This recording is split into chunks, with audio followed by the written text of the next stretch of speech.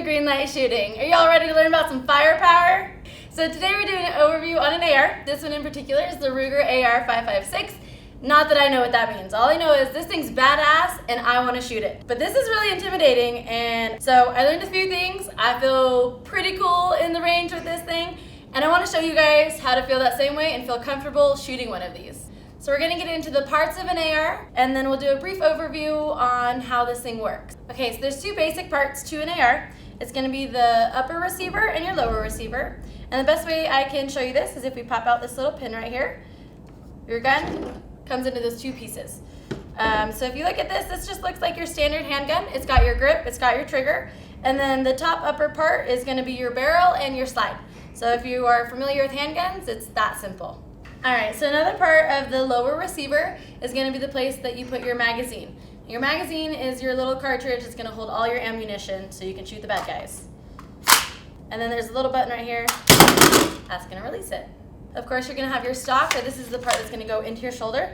It is adjustable, so depending on how long your arms are, how short you are, just find out whatever is comfortable for you. And then of course up here we're going to have the hand guard. And then you have your front sight, and then you have your back sight or your rear sight, and you'll want to line those up to aim at your target. Sometimes if you are given the gun at the range, it might be down, or there might be a scope that was once attached. There's a button on the side, you just push it, pops up. So now that we've talked about the parts of the gun and the basic layout, we're going to get very briefly into how this thing works. I don't really care about all the mechanics. I just care about when I'm in the range, what do I do if I get a jam, how to clear it, and how to get back shooting. Step one, you're going to load your magazine. For the sake of this demo, we are going to do it without actual ammunition. You're going to put it into your gun. Now, even though we've got our magazine loaded, there still isn't a round in the chamber.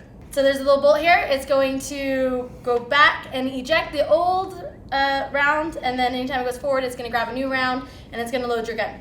So we're going to do that manually by pulling back this charging handle. Okay, so let's say you're out in the range and you're shooting, and then all of a sudden something happens and we're not shooting anymore. And you have a jam. I'm gonna jam. First thing we're gonna do is we're gonna hit this button right here. Drop your magazine. Make sure that you keep your finger off the trigger. Keep your muzzle downrange. And then we are going to kind of manually pull that charging handle. And that's going to eject. It's gonna eject that old round. And then of course, if it slides forward, it's not going to be able to grab a new one because we just took the magazine out. So that's going to clear your chamber. And then to start shooting again, we're just going to pick up our magazine, and then we're going to have to reload it up. All right, so the next part we're going to talk about is going to be the safety feature on this gun. Just very briefly, obviously there's fire and there's safe. If you try to put this into safe, if the gun is not cocked, it won't go, which freaked me out because I want my gun to be on safe all the time if I'm not shooting it. So just know that the only time this is going to let you actually put your gun into safety mode is if the gun thinks that it is cocked. So we'll go ahead and just do that manually real quick.